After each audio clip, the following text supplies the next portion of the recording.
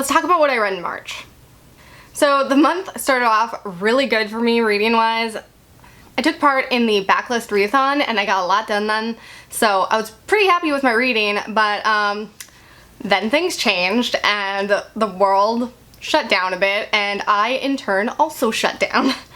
I just didn't get a lot of reading done after that. I did listen to a couple audiobooks, so thank God for those, and I did read some comic books, so that helped. But yeah, this definitely isn't as many books as would have happened had this not all gone the way it did. But I'm gonna talk about the books I read in March anyway, and hopefully April will go better.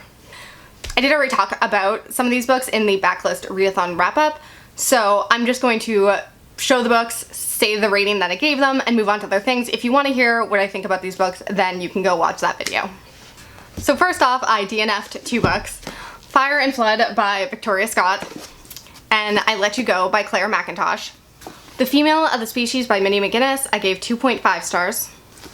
Crooked Kingdom by Leigh Bardugo, I gave 4.5 stars. Grace by Elizabeth Scott, I gave 3 stars. And 19 Minutes by Jodi Picoult, I gave 2 stars. So the first thing I read this month seriously seems like a lifetime ago. Like, I can't believe how long March has been, because I truly do feel like I read this book at least 3 months ago. But I did indeed read it at the beginning of March.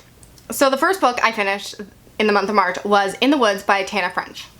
This is a crime novel about 2 detectives who work together and are trying to solve the murder of a young girl in their town.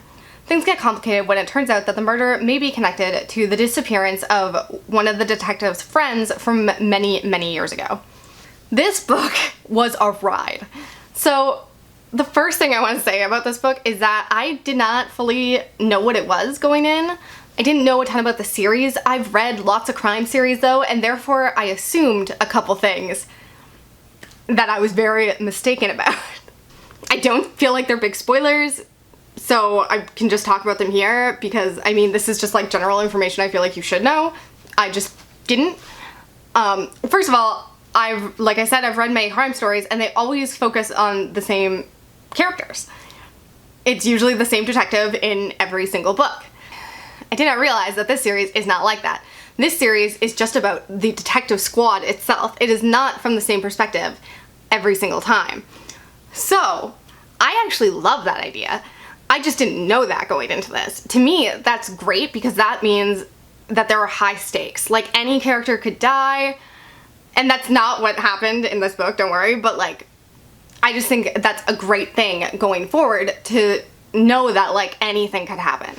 One of the things I think Tana French does so well, and one of the things I absolutely loved about this book, is showing the partnership between the 2 lead characters. I believe that show don't tell is important, but it's harder in books than it is to do in a movie or television, obviously. So I was really impressed when she was able to show the dynamic between the 2 leads so quickly. And it was very obvious that this was going to be a will they, won't they sort of coupling. I don't particularly care about that, especially with detective stories. You know, I've watched like Castle and Bones and like all of those types of shows, and I've never really gave a shit whether the main couple gets together. I kind of felt the same way about this couple. Like, if they're really close friends, just keep them that way. But still, I just like love their dynamic. I love their back and forth, and you could totally understand why they worked as partners.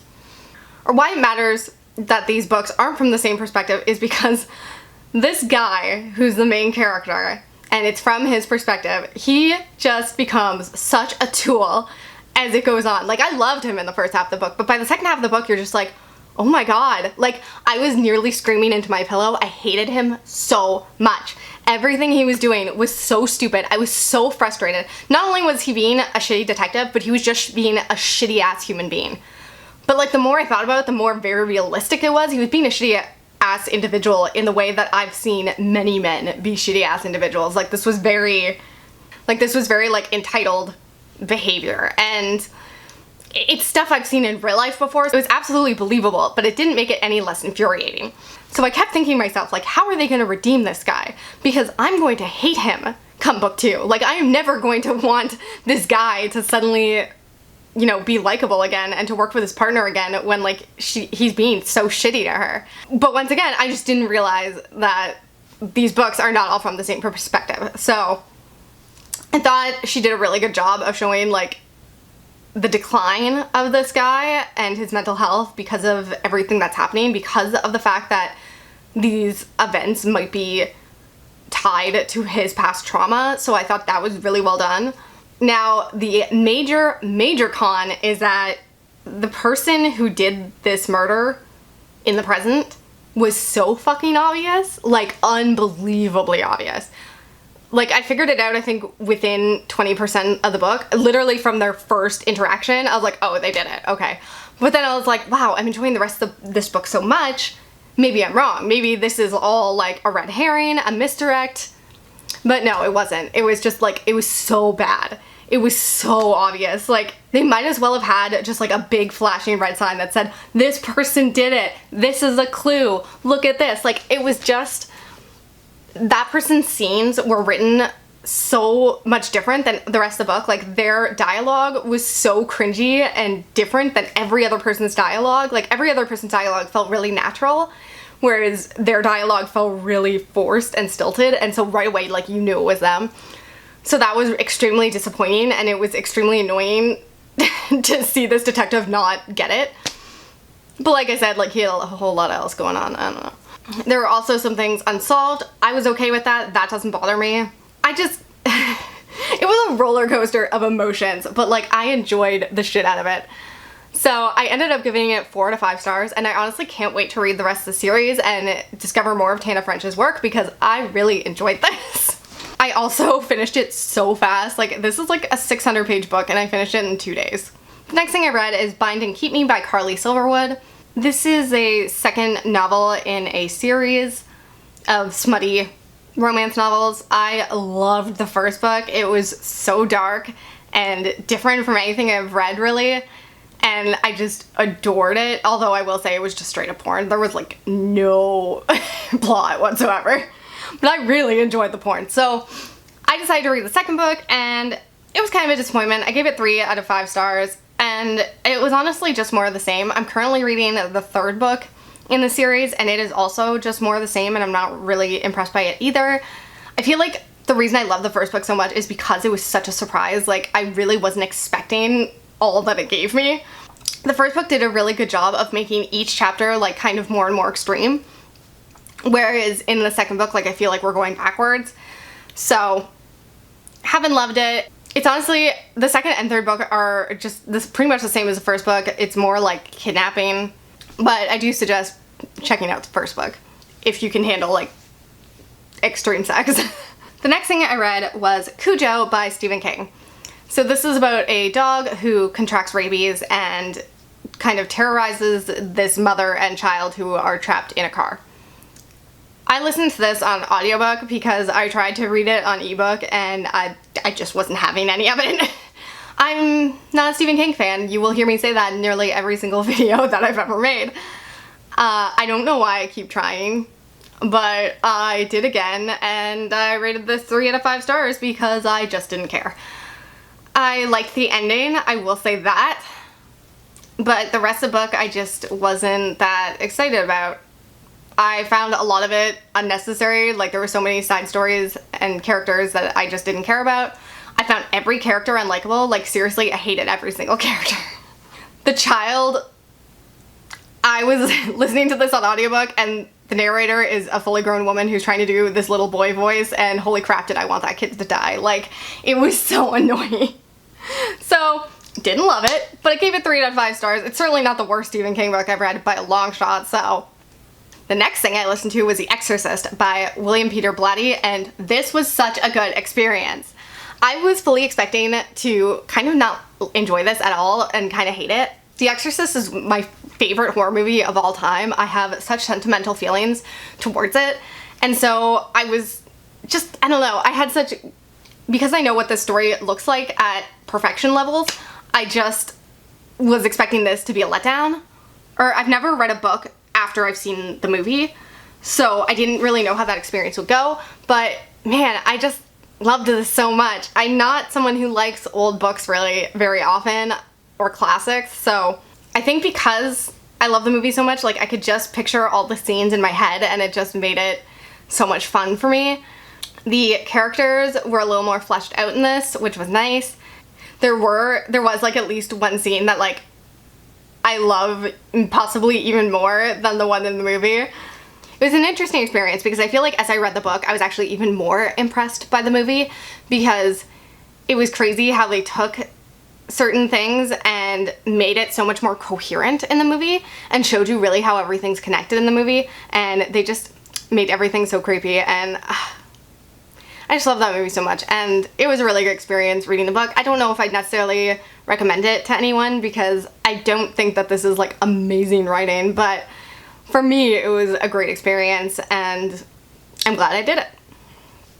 It makes me wonder if maybe I should read more books that have movies that I love. I gave it 4 out of 5 stars. I will say the only weird part was reading just like different slang and different sentences that I was like, that doesn't even make sense, but I'm assuming it's because this book was written in like the 60s. There was also the use of the C word a lot, which was strange. The next thing I read was Nevernight by Kristoff. I listened to this on audiobook and thank fucking God, because I picked up the ebook to this a while ago and tried to read it. I got 5% in because then I found out that all the footnotes were at the back of the book, well, the back of the ebook, and so I'd have to like click on it and it would bring me all the way to the back, and then I had to get back to my page, and like I kept having to do this like every second page because there are a ton of footnotes. So I just kind of gave up and was like, well, I guess I'm never reading that book.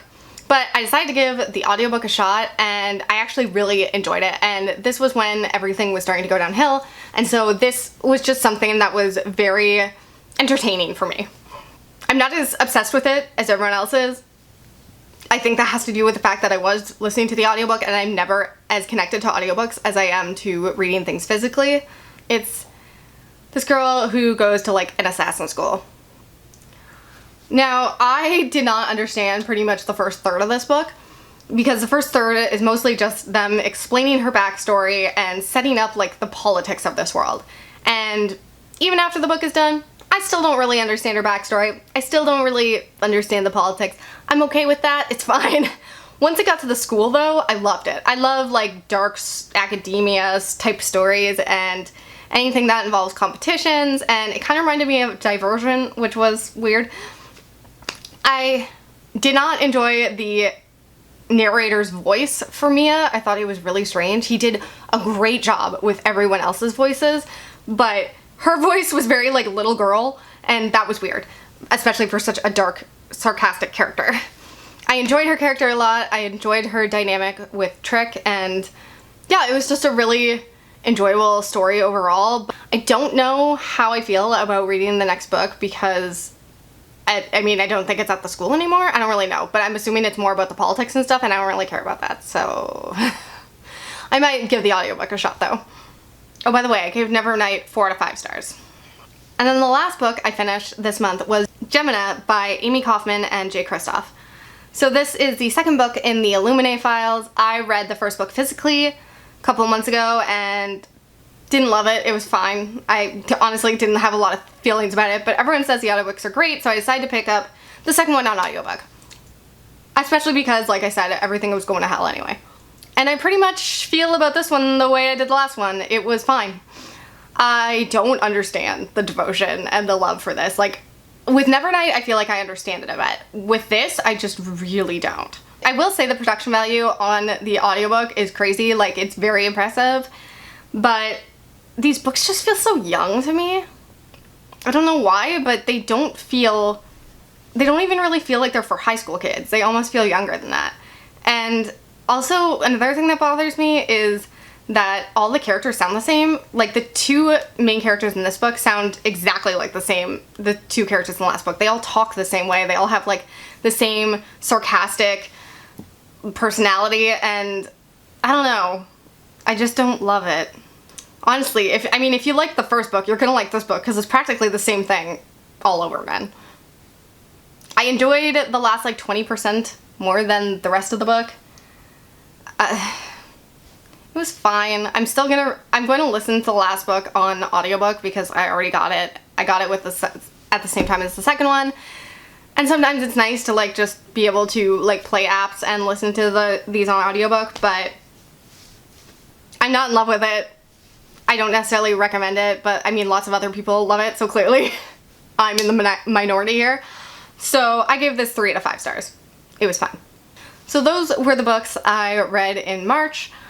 I also read a couple of graphic novels and comics, like I said, but I think I'm gonna do like a graphic novel / comics wrap up because I feel like I never like give enough time to those. So that's where I'll end this today. Thank you for watching. I hope you'll come back again soon. Bye.